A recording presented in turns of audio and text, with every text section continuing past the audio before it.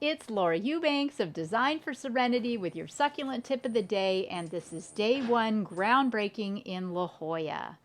We, and by we I mean Greg and Mel and I, and Miguel, are going to transform this courtyard into a succulent jewel box garden. And this client is a budding collector. So I was able to go and buy her some really spectacular and unusual plants from Oasis, Desert Theater, and Botanic Wonders right down the street from my house in Vista. So very, very exciting. We've already got this gorgeous concrete fountain. The challenge with this right now and what we're determining is where it's going, because right now this is prime real estate. So I need to move it. But it's challenging because this is a small space and I need to be sure visually that the installation is balanced. So we'll mess around with it. And it's also very heavy, so I can't be, moving it all around. I need to kind of make a decision. You will notice that we have substandard irrigation in the courtyard right now. This is that, standard Home Depot black poly line with the little micro pop-ups. Greg is going to convert this to subterranean drip, Netafim. And that is happening. We have the inside of the home. This is an office area here. So we want there to be a really, really pretty view from the inside as well as from this direction. Obviously, as you walk into the courtyard from that direction. So this is a 360-degree installation. Here we have a really unique variegated vine. Oh, the leaves are really soft. It's really pretty. We're leaving this. It doesn't make too much of a mess, and it's really softens up this white wall. So we're going to underplant this with a succulent tapestry. Over here, she has three beautiful concrete planters.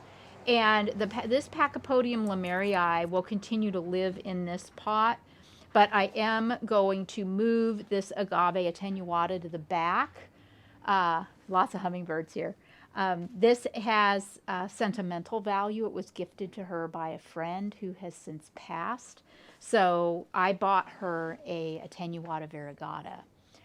But this standard foxtail will go into the back, and that will free up space for the variegated plant.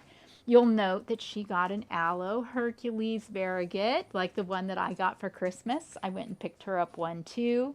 She has got the most interesting aeoniums. She has some really unusual variegates that you'll see as we move more to the back. And so this big planter, I'm going to most likely use these aeonium probably in the ground over where that vine was that I showed you guys, and free this up for another really special plant. Maybe I don't know, the Pilosoceros or perhaps the Aloe dichotoma that I bought from Botanic Wonders. Don't know. We'll see. Then here, I believe this is a Chef Lyra. And it's really interesting and cool. And so we're just going to leave this in the pot. I'm going to clean it up, and I'm going to top dress, and we're going to let that ride. Here is a beautiful Myrtillo cactus crest. Isn't that so pretty? Then moving on back,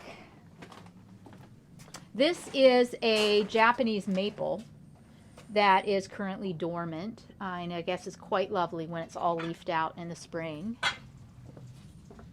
We won't be doing anything this time along here, but I just wanted to show you guys. Oh, hi, sweetheart. I just wanted to show you this incredible collection of plants. Isn't this amazing? So our client started out on, it's a he, and he's fine. Remember, we have a giant mastiff, so, maybe he gets it.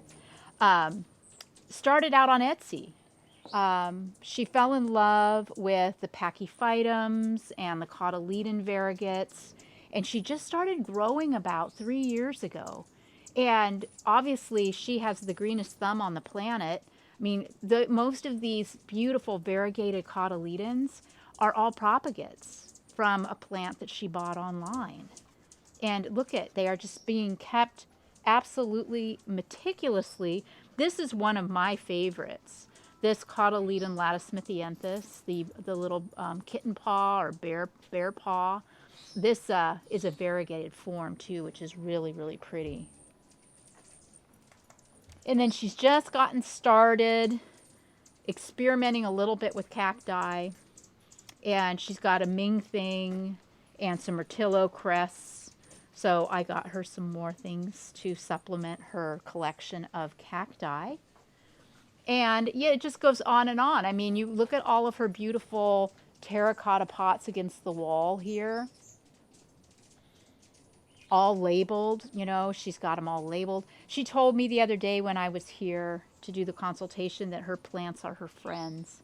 And I really resonated with that sentiment. Over here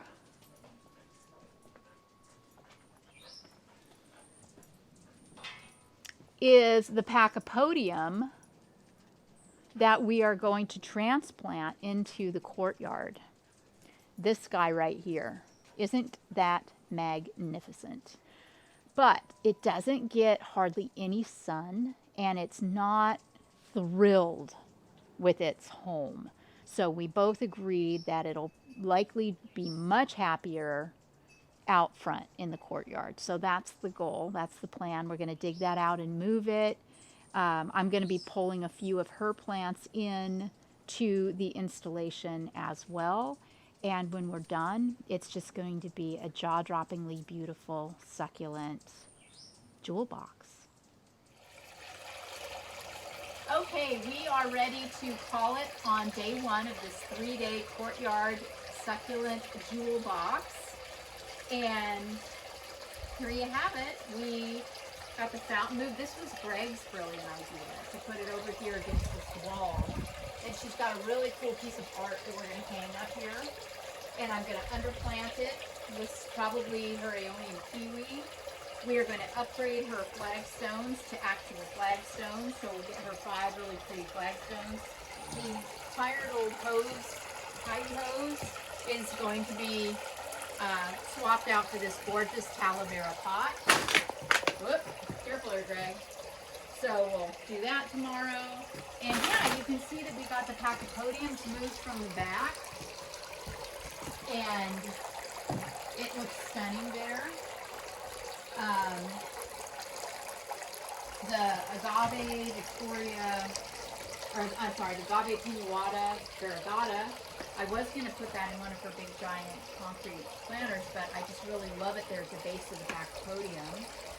This Peruviana is called Twist. I got that from Al at the Candy Blender, so it'll be really interesting to see if it does indeed twist. It's kind of cool and two-toned.